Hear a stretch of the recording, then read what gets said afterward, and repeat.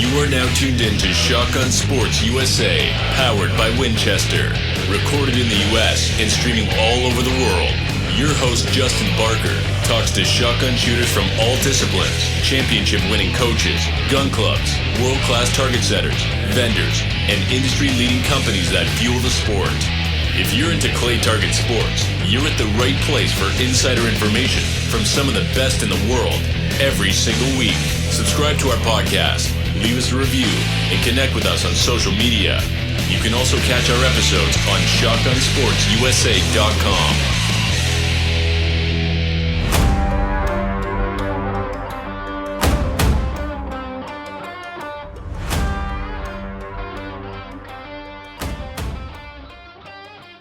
Being a brand name in the clay target industry, Rick Hemingway has said, "Have you ever noticed almost all major sporting events are being run by Promatic traps?"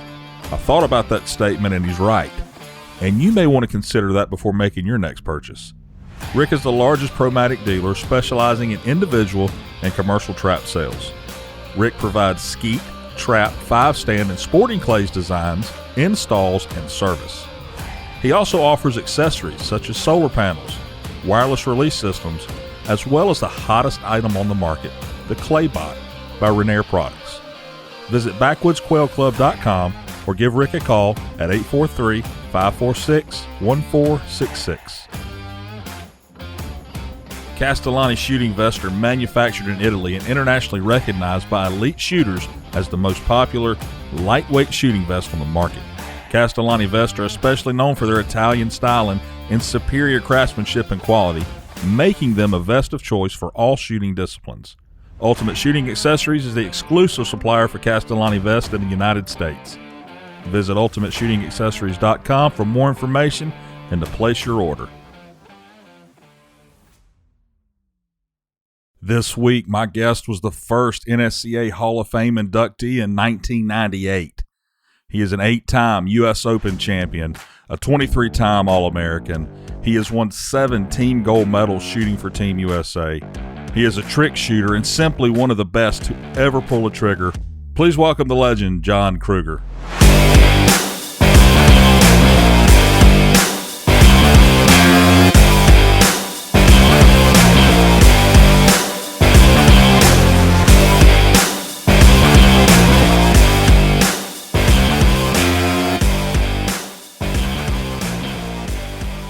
John, I would have to say that you're probably one of the biggest icons in this sport and one of the most dominant clay target shooters in history, and it's truly a privilege to be able to talk to you today. How are you? Good. Good. Good. Glad to have you on. And I think everyone that shoots competitively definitely has heard of you, but if they haven't heard of you, tell us a little bit about yourself. Oh, I started shooting very young. I grew up in northern Iowa. Grafted Iowa town, about 200, fortunate enough to be in that area where I could, twin brother and I and brothers could all go out and shoot whenever we wanted to. We hunted rabbits and pheasants and squirrels and everything else, but I never shot a shotgun until I was 22 years old. Wow. I wish I could have gotten started a little bit earlier. Clay target anyway, we shot shotgun a little bit, but it was cheaper to buy a carton of 22 shells and go out and have fun. So you were 22 before you shot a shotgun? Clay target. Clay target, okay. Yeah, I'd shot shotgun a bit, but not all that much. A friend of mine asked me to fill in for a league in trap. I think that was probably about 1981, 82, somewhere in there. Yeah. And just kind of got going there. I went and shot that and liked it so much I went shooting registered trap with them the next weekend. Do you think it hindered your performance at all starting at 22? Oh no, I don't think so. I just think it would have been fun to okay. Have started out like 9-10 years old like a lot of these guys. Would have been a lot of fun, I think. Yeah. Where do you live at, John? Franktown, Colorado. How old are you now? 60. You're doing some woodwork on this. I guess that's your business now, right? Yeah, well, I don't know. For fun. It's just something I really like doing, build cabinets and furniture, but a lot of wood turning, which I've done even the whole time I was shooting. I I did it. And some of the shoots, like the Kruger Cup, was all trophies. Last weekend we had the Kruger Classic and gave 15 trophies, the turnings for that, and people seem to enjoy that. So. Yeah, they're really cool. What's your website for people to go look at this stuff? I know you're on Facebook. It's probably Facebook where they need to go, isn't it? Oh, John Kruger woodart.com. Yeah, it's really cool. For those of you who don't know about that, go check it out. It's really neat to look at the stuff he's done. Does a lot of trophies for some of these shoots, like he was saying, and they're really, really unique. So, John, what titles have you won that you're most proud of? I mean, they're all fun titles. I don't know if there's which one stands out the most. Something has to stand out the most. Maybe all of the U.S. Open wins you've had. Yeah, I had 8 of those, and being inducted, the first person inducted into the Hall of Fame. That's pretty cool to me. That is neat. I did not know that, and I was looking at the Hall of Fame. The past inductees into the Hall of Fame, and noticed that you were the first one, which I think was in 98. 98, yeah. 98, yeah. First 98, first inductee to the Hall of Fame, which is really cool. So, yeah, 8 U.S. Open wins, you said? Yeah. A lot of people have asked, I've heard ask, well, where did John Kruger go? Where'd he go?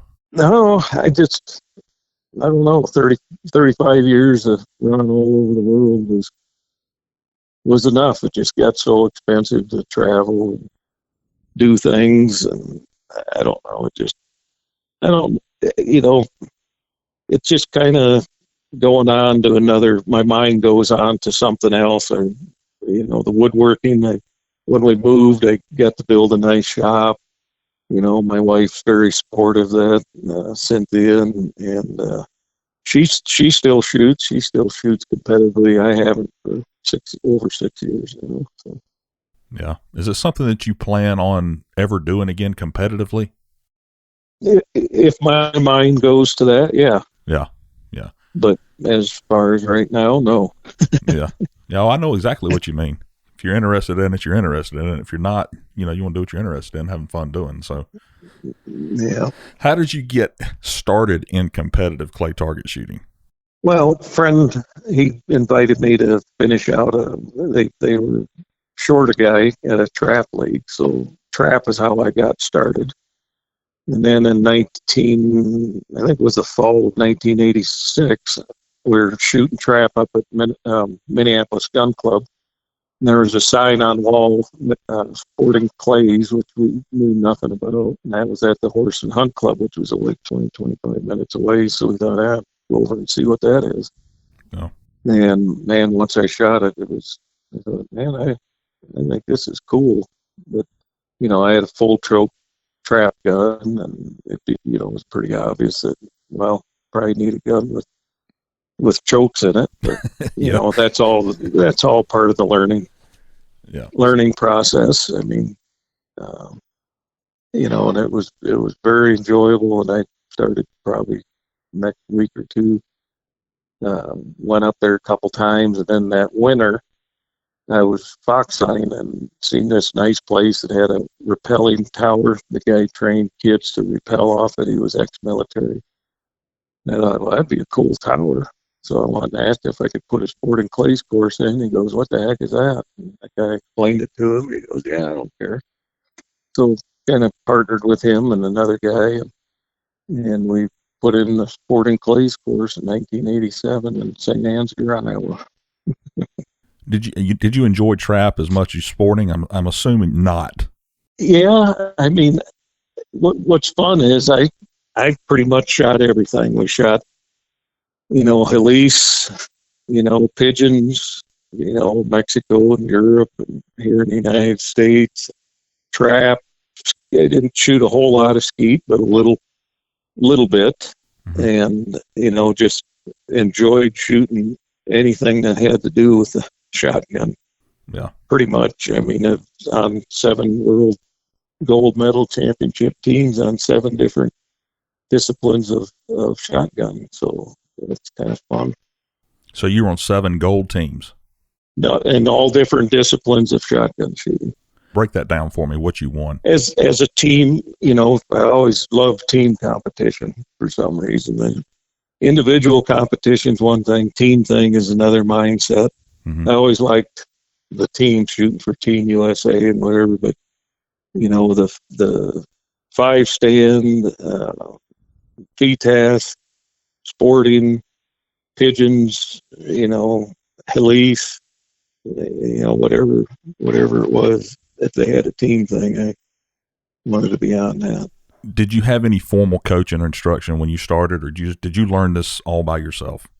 I got one lesson from Jack Mitchell, who was from England. He'd come to the Horse and Hunt Club, and just took one lesson with him, and he said, I can't really tell you anything other than you're going to be a champion someday. So I always appreciated that remark from him. Well, he was right. You have to give him credit on what he knows what he's talking about, for sure. So you started shooting back before there was the NSCA, which was the United States Sporting Clays Association. What are the differences, or were there any differences in the two organizations? Yeah, I mean, there's quite a bit of difference back then. USSCA was just more for it. They didn't really help the clubs out much at all. It was just an organization run by a single individual, where the NSCA is a nonprofit 501c3, mm-hmm. and their direction is to help the gun clubs, help the people, help the sport grow, and that's what excited me about Mike Hampton and Hal DuPont when they first asked me to be part of the NSCA. And we had a meeting in Chestertown, Maryland, and there was Dieter Krieghoff and Hampton, Hal, a couple skeet guys, Skip Hogan, who started the first Sporting Clays magazine. That was 8 or 9 people, and that's pretty much how it got started. When they invited you, this tells people how early that you got involved. What's your NSCA number? 500029. Yeah. And I would have had number 3, Hampton said, but I was in Argentina dove hunting, so I didn't get back in time to get that number. Wow. So who was 1 and 2? I'm assuming Hampton was 1. No, Hal was 1. Hal was 1? I think Hampton was 2. Okay. And you would have been 3. That's pretty neat. That's what he says anyway. Who knows? Yeah, who really knows? So who were the heavy hitters back then in the early days of Sporting Clays? Who were the guys that, oh gosh, they're going to be showing up to this shoot? Who were the heavy hitters?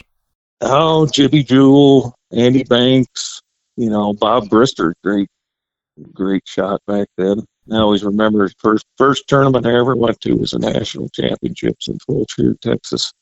Really? I always remember Bob. They had this big old oil derrick tower, and I'd never seen anything that high. It was like 110 feet. They did 5 driven pair over your head, and he was the only. AJ Smith was there. Great shooter from England. I mean, multiple world champion. Bob Brister was the only one to run that tower, and we'll never forget that. Shooting back then, I read some things about you that you used a shell unlike what a lot of the people use today. You used a slow shell. I always did. Yep. I always did throughout my whole career. Tell me a little bit about that and why. I won't argue with anybody. This is just my opinion. I won't argue with anybody mm-hmm. that up close you can smoke ball a target harder with a fast shell because the speed is there. Mm-hmm. And Jess Briley did testing on pigeon loads years ago when the max you could shoot was 1225 velocity, and then they went to shoot whatever you want. Mm-hmm. So these guys were shooting these 1350s, 1400. So he did testing on the 1350 versus 1225, and he said once it was beyond about 40 yards, there was no difference in speed because the faster you shove shot out of a gun, the quicker it slows down. It's just physics. So in my mind, what do you need the fast target for, fast shell, at distance? when there is no difference in the speed after 40 yards.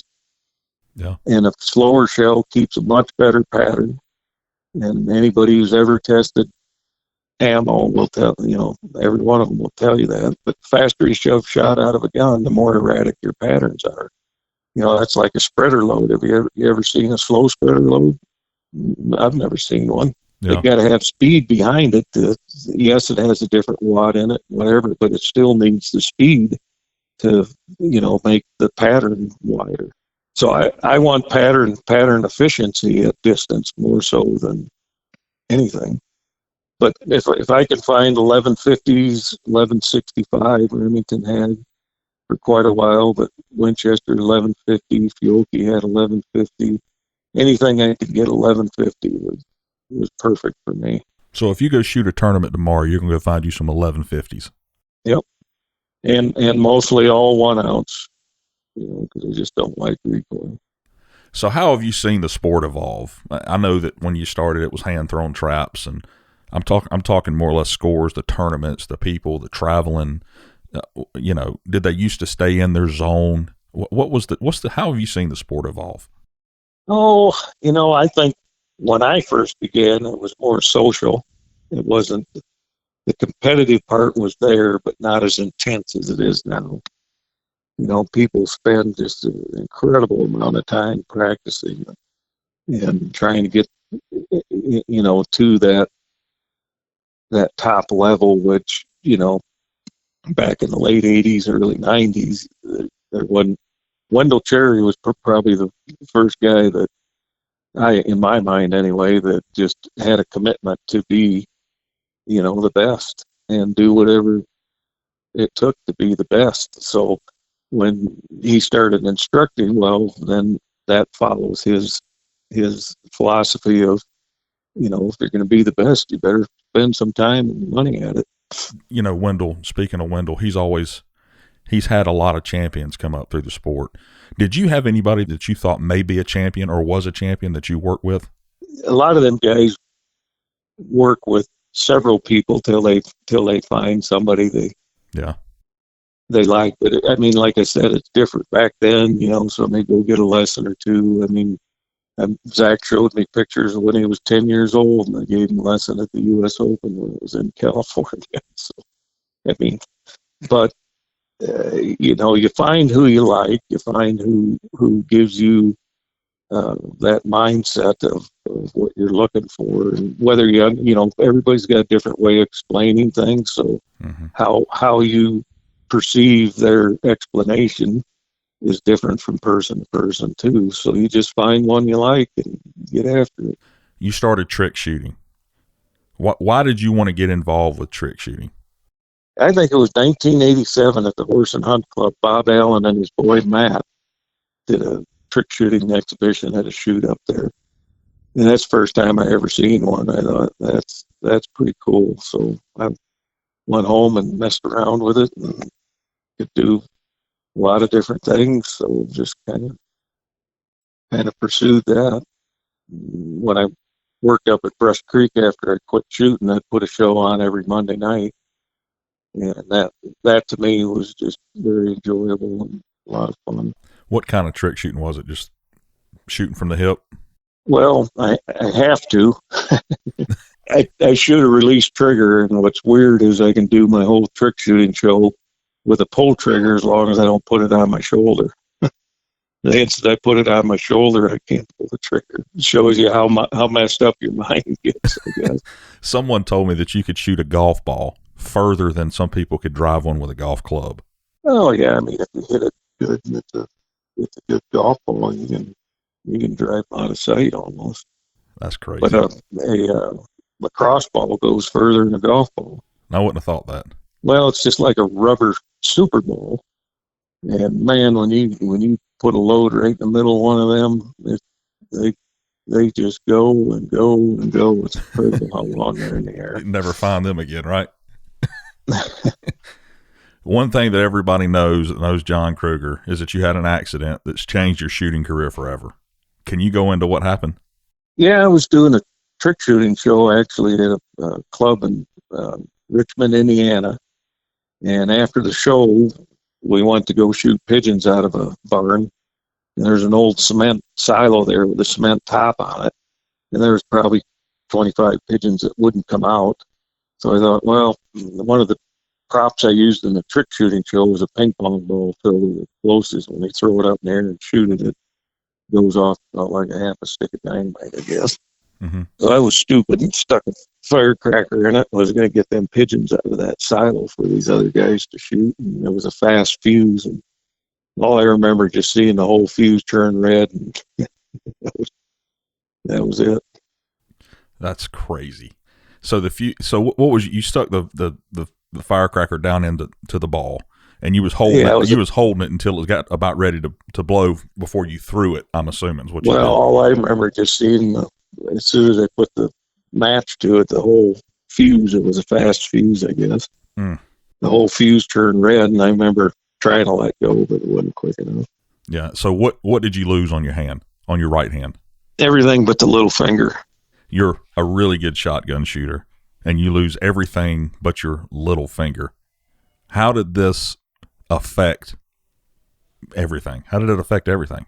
Oh, I mean, when you first do it, you think, geez, is anything ever going to come back? I mean, I figured I'd have to shoot left-handed if I was going to shoot. I tried that a little bit, and that was really awkward. And then I was down visiting Mike Hampton, and I said, I still had the cast on, and I said, my little finger, I can get it on that trigger, and I could pull on it. And he said, well, let's go out and try it. So we went out and, messed around a little bit. And he said, what do you think about putting Velcro around a glove and wrap it around the gun? So we tried that, and that worked better because I could, hang on to the gun a little bit better. And then it progressed to a golf glove with Velcro on it, and then the stock manipulated to fit that little pad right on the side of the gun. And that ended up being the deal for it. But yeah, so did you have to, you basically had to learn how to reshoot again by not being able to hold the gun the same way. You had to have. Oh, somewhat, but in my mind, the left hand controls the gun anyway. Well, the right hand does pull the trigger. So it really didn't matter all that much in my mind.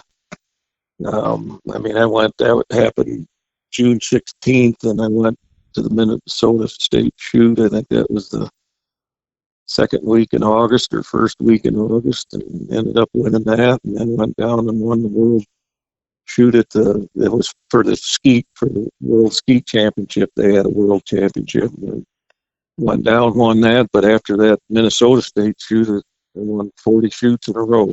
Never lost a one. So I think what you lose physically, you gain mentally, probably. But I lost the mental part of it somewhere a little bit. So starting this 40 shoot win streak, how long after your accident did you start that? Oh, it's probably, June 16th, and then probably I think it was the second week in August. That's unbelievable that you won 40 straight, basically a month and a half after. Or just say 2 months. Yeah, that went on for 13 months, I think, 13 months. That's unbelievable. So you're talking about your stock. You had to have stocks made to fit you. Kind of describe what you're talking about. Well, where my hand, where the pistol grip is, it's just extended out a little bit, so that pad in my hand that accommodated the Velcro on the golf glove would fit right into that. Oh, I got you. It's like a flat spot right there instead of a pistol grip. Yeah, it isn't that I needed all that much. It takes a little bit of, people don't realize how much their right hand, or if you're right-handed, left-handed, if you're left-handed, left-handed, it absorbs a lot of recoil. Yeah. People don't realize, so more so than anything, it was to absorb a little bit of that recoil. When you started shooting, how often did you practice? Not a lot. I never did practice a lot. I'd rather go to shoots. I'd rather go to tournaments. So went to a lot of tournaments. And practice part of it to me, once in a while, I'd go shoot a little bit at a club or whatever, but not a regimented format of, you have to do it, so many times a week or a day or whatever. I'd rather go shoot pigeons and sparrows and starlings if I was going to shoot a lot. So at your best, I was going to ask you, what kind of practice regimen did you have when you were at your best? But you didn't have one. You just shot tournaments. That's And in the beginning too, I mean, in the wintertime, I didn't shoot because northern Iowa was really cold, and I didn't like having a lot of clothes on and getting bad habits for when I started back up in the spring. So I just assumed, start up in the spring with the clothes I'm normally wearing and not create any bad habits trying to shoot when it's 10 below. Yeah. When you shot at a tournament, did you have like a squad that you shot with, or did that ever matter to you? No, that never mattered. Okay. Most of the time it was just random squatting, but then, big shoots, you have friends. Scott Robertson and I were partners for 20 some years. So all the big shoots we'd shoot together. You're setting targets for different tournaments all around the country. What are some of the tournaments that you shot this year or set this year? I set the prelim and the main at the regional that was at Ben Avery in Phoenix, Arizona. Mm-hmm.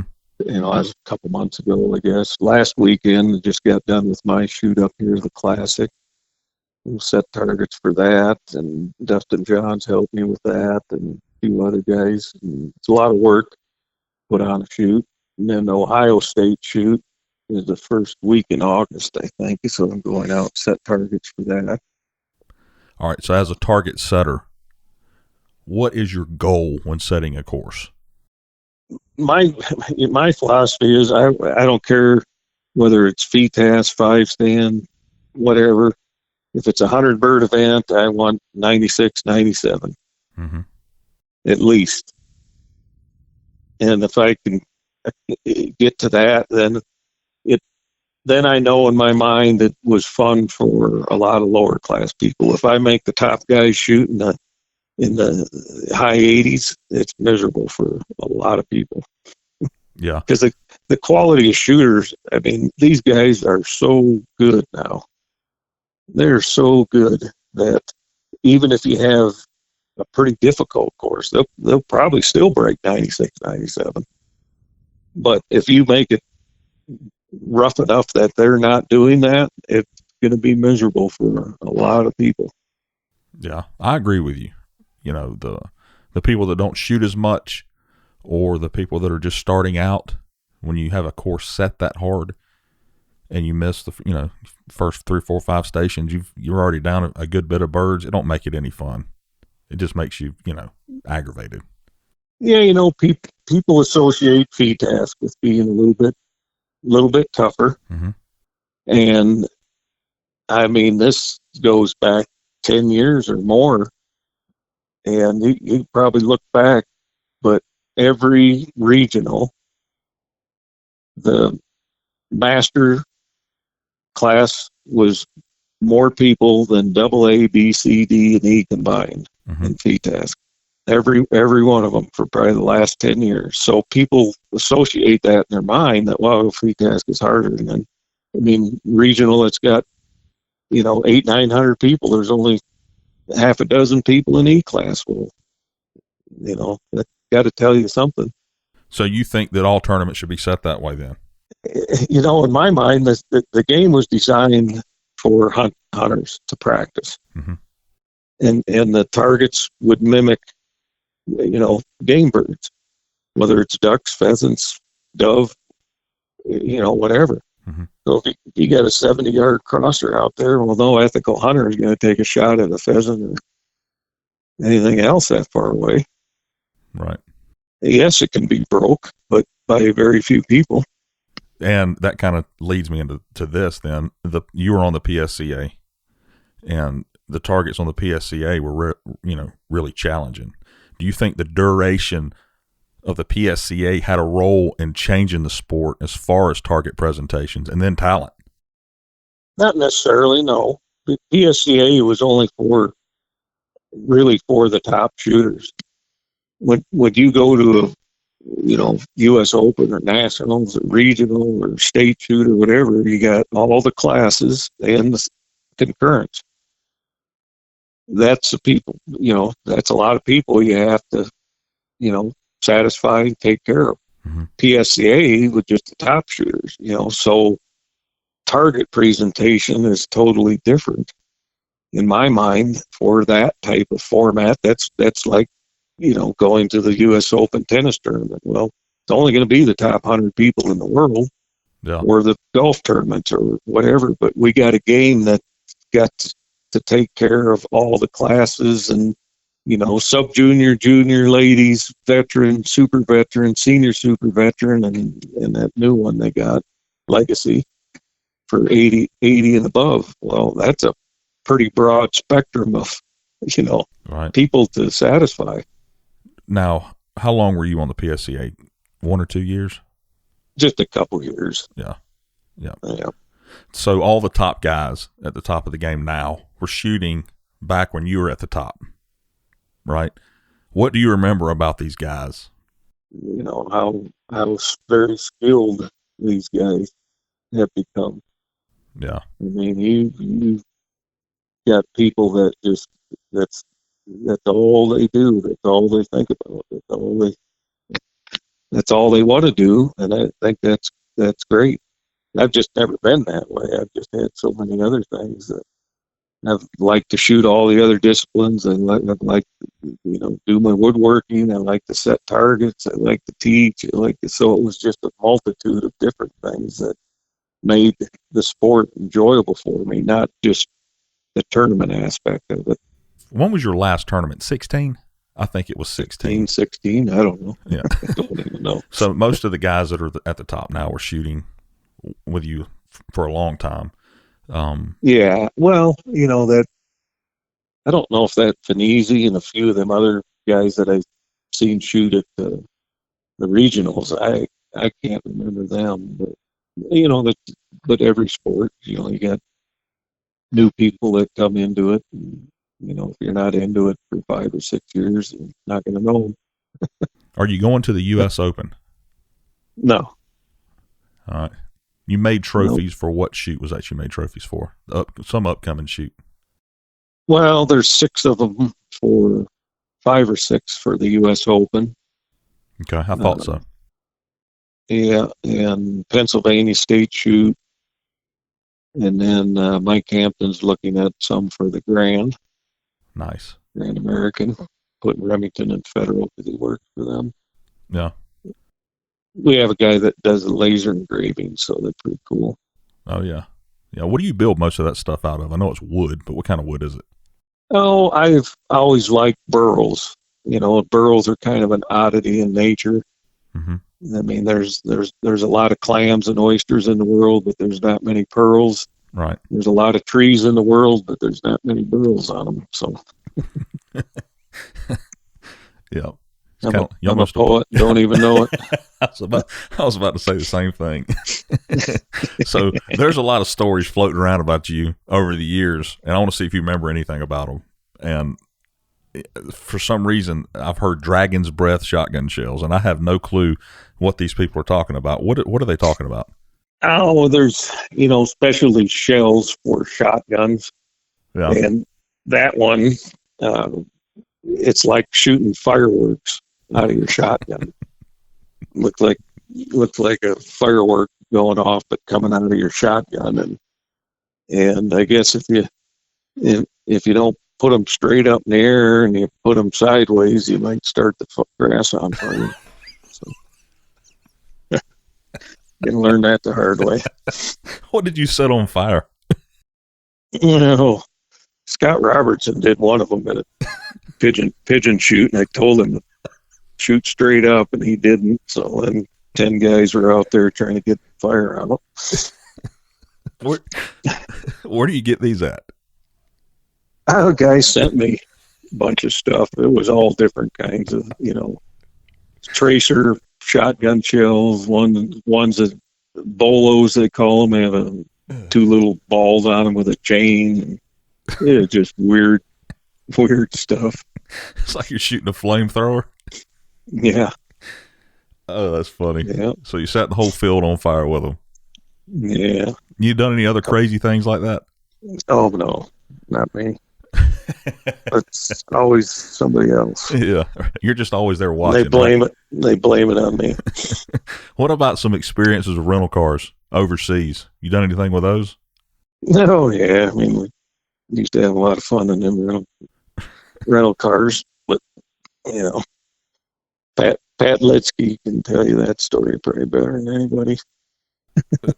Well, I'm just assuming you take a rental car and just treat it like a rental car then. Pretty much, yeah. John don't like to tell his stories. He's trying to keep them all in. He don't want to get in trouble, don't sound like. I don't know, hopefully there's a 7-year limit on whether they come back at you or not. Well, it's overseas. I mean, you're not even in the country anymore, Yeah. So are you coaching at all now? Or I heard you said you like to coach. Are you coaching anyone at all? Yeah, here in Colorado. Yep. There's several gun clubs out here, Kiowa Creek, Colorado Clays, great guns, great place to go mess around. They got a big 90-foot tower, and there's not many big towers here. Colorado, well, that's probably the only one, really. Yeah, it's still enjoyable. That aspect of it's still very enjoyable. You said your wife's shooting still competitively. She does well. I mean, she was All-American several years, and at the end there, when I was shooting, I mean, in that period of time till now, I mean, to make an All-American team, you have to have shot well. Mm-hmm. I don't care whether it's first, second, or third team. Mm-hmm.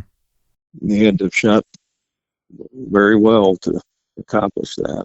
And she's been on several teams, small gauge and open and ladies and everything else. So she does pretty good at it. But she just shoots kind of more of the local shoots now since I quit. But she still enjoys the competition part of it, so that's good. You don't even go, do you? You stay at the house? Yep. It's a sport that over the years, I mean, this long in it just, I think it's just incredible how many people just have so much fun shooting at a clay target. And really, doesn't matter whether it's sporting clays or not, but I mean, everybody has what they like as far as what they do with the shotgun. But sporting clays brought in so many people from the hunting world that, to see so many people, I mean, in the percentage of people that just shoot the game and enjoy the game versus the competitive is just incredibly different. That's right. I mean, there's so many people that go 2-3 times a week and shoot, but have never shot a tournament. They don't care to, but they just love the crap out of the game. Yeah. How do you think that you can get those people to get into the competition side? Do you think they ever will, or they just want to go shoot it to have fun? Well, a lot of them do, but if they go and they get their butts handed to them, yeah, they associate with what money they spend, how much pleasure they get out of what they spend. Yeah. So if they're not having fun doing it and they're just getting beat into the ground at these tournaments, they'd rather go shoot practice for shoot 3 or 4 times the amount of practice targets as a tournament costs them. So if I said, John, tell me what you would do to improve this sport, what would be the first thing you would do?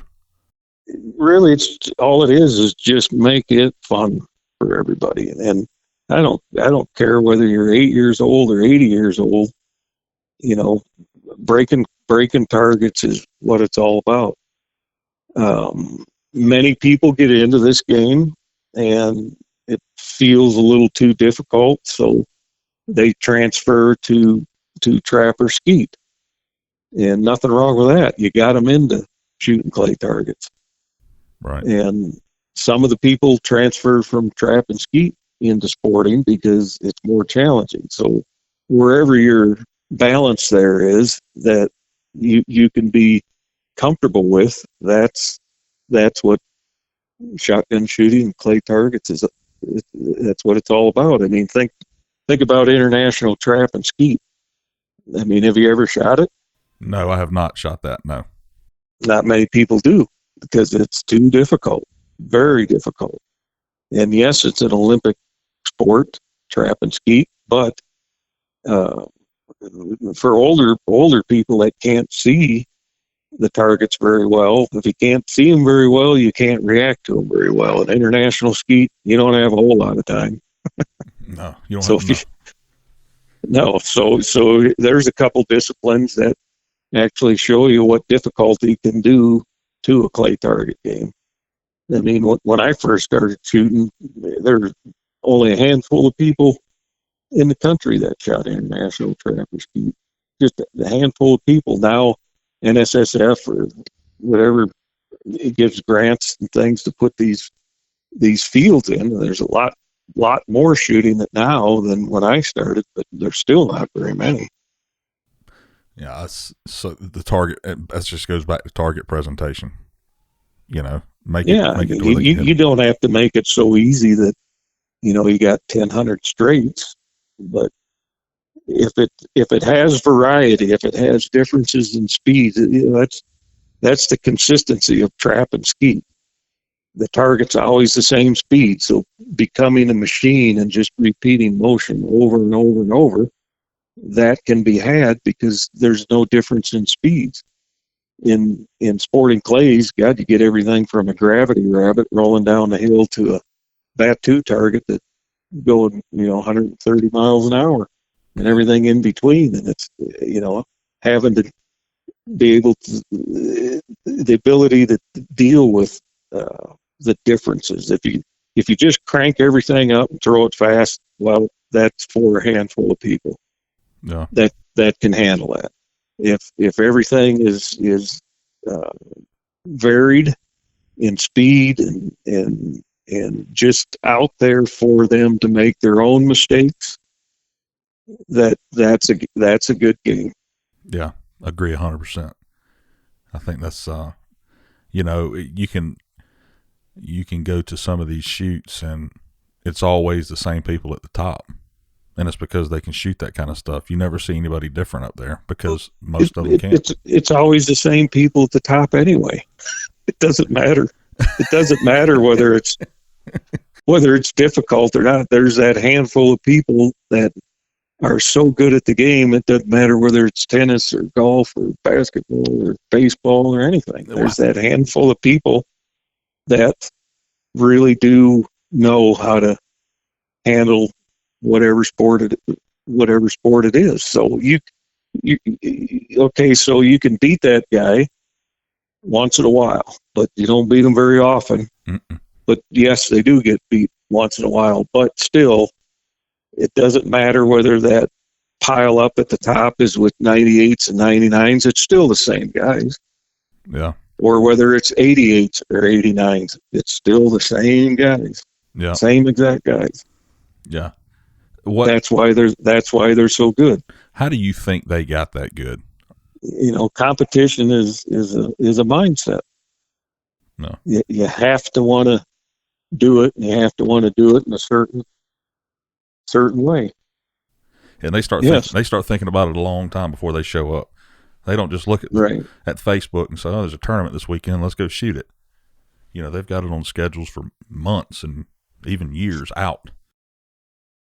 And it's again those handful of guys at the top. I mean, George Digweed is so good at competition, but in my mind, that guy, he would very rarely ever miss one that he shouldn't miss. And he was pretty damn good at the hard ones, and that's a hard combination to beat.